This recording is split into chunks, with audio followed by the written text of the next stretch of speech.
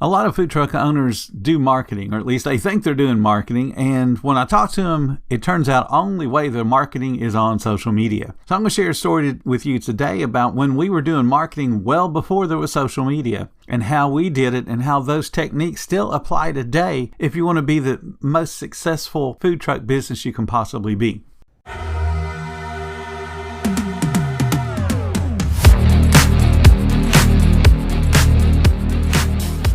Welcome to the 10-Minute Food Truck Training Podcast. My name is Bill Moore. I am a food truck business coach, author of 5 food truck vending books, including Food Truck 101 and Food Truck 201.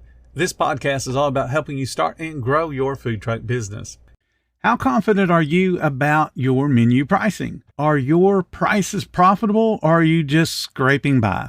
If you're not sure, I've got just what you need. Table Needs has built a super simple menu pricing calculator that you can use for free, and it will help you figure out the best price point for every item on your menu. Get started with Table Needs menu pricing calculator today at tableneeds.com, or you'll find a direct link in the description below the podcast. Before I jump into sharing my story about how to market your food truck business beyond social media, I want to remind you guys I'm going to be in Houston, Texas on July 29th and 30th. I'm going to be giving 2 different classes on Monday and then one again on Tuesday. Plus, I'm going to be out on the main expo floor for the Food Truck Owners Expo. Again, that's July 29th and 30th. If you want to come see me and talk to me and listen to me give some talks on various subjects, one of them actually is going to be marketing in the off-season, then please stop by and see me in Houston, Texas. If you can't make the Houston, Texas Expo, come see us in Orlando. We're going to be there in November. And again, that is the Food Truck Owners Expo. There'll be a link in the description so you can check out all the details and all the other people that are going to be there besides me. I shared the story before that I ran the 5th highest volume Wendy's in the world, and that was in the Virgin Islands, specifically the island of St. Thomas. If you're familiar with the area down there, it's a group of islands. We have 3 islands that are considered U.S. territories. One being St. Croix, St. Thomas is the other, and then St. John. And then just almost a stone's throw away are the British Virgin Islands. And there's a handful of islands there that comprise the British Virgin Islands. Now, the neat thing about that is you can get to each of the British Virgin Islands pretty much by boat. You just need a decent sized boat and you can get there without a problem. So once we got the store in St. Thomas doing the things we wanted it to do, started talking with the manager of the store on St. John. He wanted to buy a boat. His thought process was, we can have a boat and go and see the other islands and we can go up and down the chain. He was thinking he could just travel as far as he wanted to in the boat. And it would be a cool thing to do on our off days because we all kind of hung out together on our off days, usually going to the beach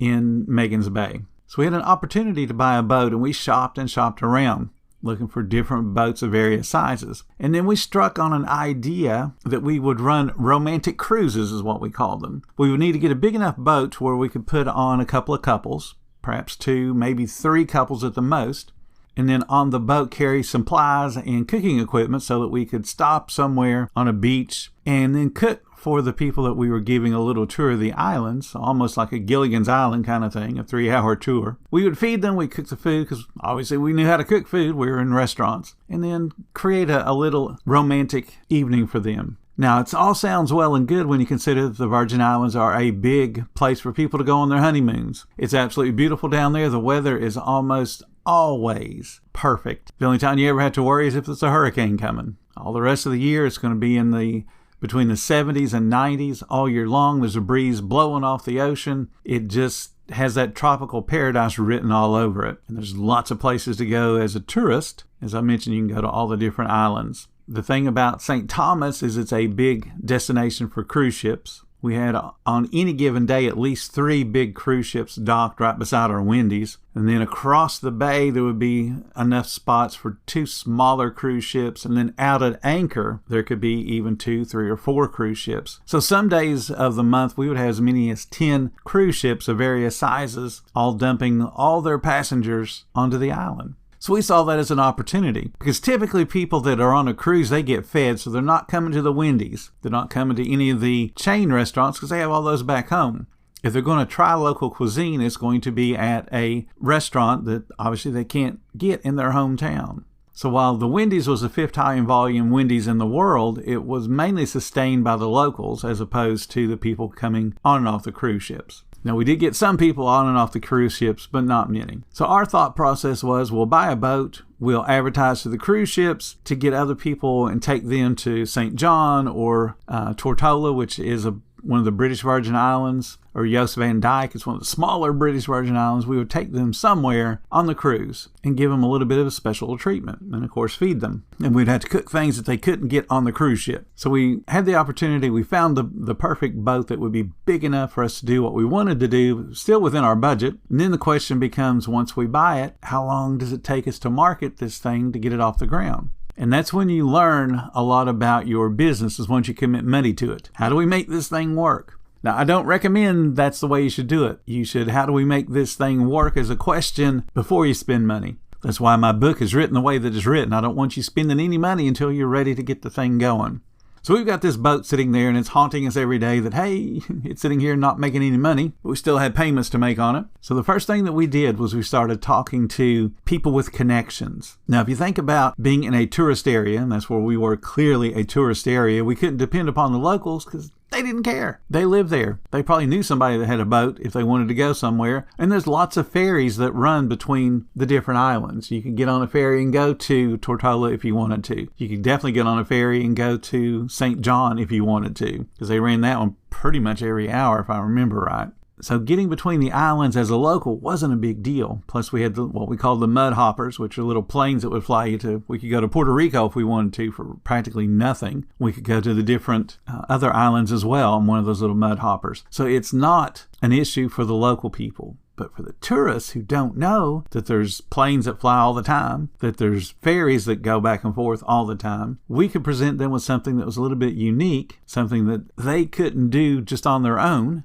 Plus, we would feed them. So the people that we started contacting, most of the cruise ships that come into dock will have cruise directors. And you may remember that from The Love Boat, if you ever watched that series in the 80s, I believe it was. In any case, the cruise directors are the ones that kind of organize different activities. Most of the bigger cruise ships also publish, or back then used to publish, a newsletter to let people know that, hey, these are the activities coming up. Getting listed on those was a big deal to us. If we could get our name on just one cruise ship, then we could use that to leverage all the other cruise ships and, hey, you're missing out. So we started with the smaller cruise ships, the ones that were a little bit more private, as opposed to, the Princess Cruise Line or Carnival Cruises or some of the other bigger ones. And we worked on those cruise directors. What's it going to take to get us in your paper? What do we need to do? But it wasn't just the cruise directors, because you can't put all of your eggs in one basket. And that's what a lot of food trucks are doing right now with social media. They have all their eggs in one basket. And it doesn't count if you're on Instagram and Facebook, or you're on TikTok and Facebook.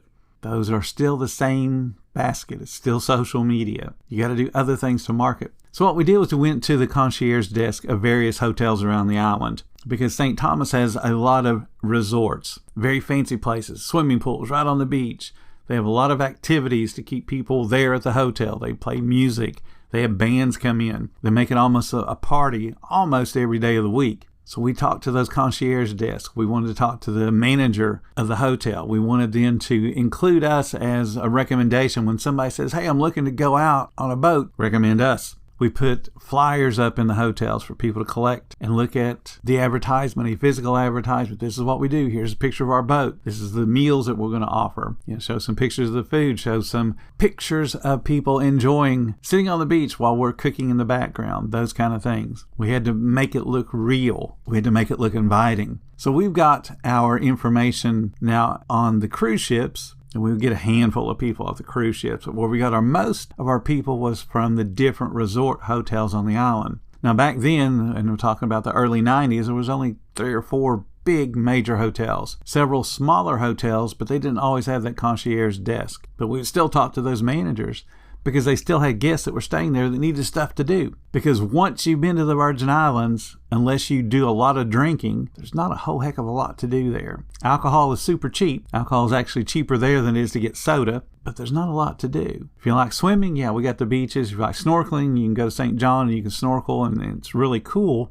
But you can't snorkel 7 days a week. You can't lay on the beach 7 days a week, because you're going to get sunburned after one, and then the rest of the week is ruined. So you got to have stuff to do. So we provided stuff to do. But you got to get your name out to more than just social media, because not everybody looks at social media. Not everybody looks at social media all day long to be able to see your ad. So it's a shotgun effect, but they've also got a shield up, because again, they're not on social media 24/7. They're not seeing every time that you post. Even if they follow you, they may turn off notifications so that they aren't being bothered. I follow a whole bunch of people, but I do not have my notifications turned on. I want to find stuff when I want to look for it. I don't want to be bothered. And that's how I am. There's certainly a lot of people that are like that. So you got to look at social media as just one avenue to get people to come to your food truck or your food trailer or your tent or your hot dog cart or whatever it is you have to sell food from. Social media is just one aspect. It's the easiest one. It's the one that people do. You have marketing gurus out there telling you that, yeah, this is how it's working and this is the way it's going to be. And advertising is nebulous. It's always been nebulous. There's always been something that works, and it works for a while, and then it goes away and something takes its place. You are fighting the noise out there, the absolute advertising noise of every other food truck, of every other business that's on social media that's trying to get people to come buy their product, whatever it is. It doesn't have to be food. So you got to go beyond just depending upon social media. You got to do physical things. Get your butt off the truck. Go talk to business owners. Go talk to employees. Go talk to office managers. Go talk to big industrial complexes.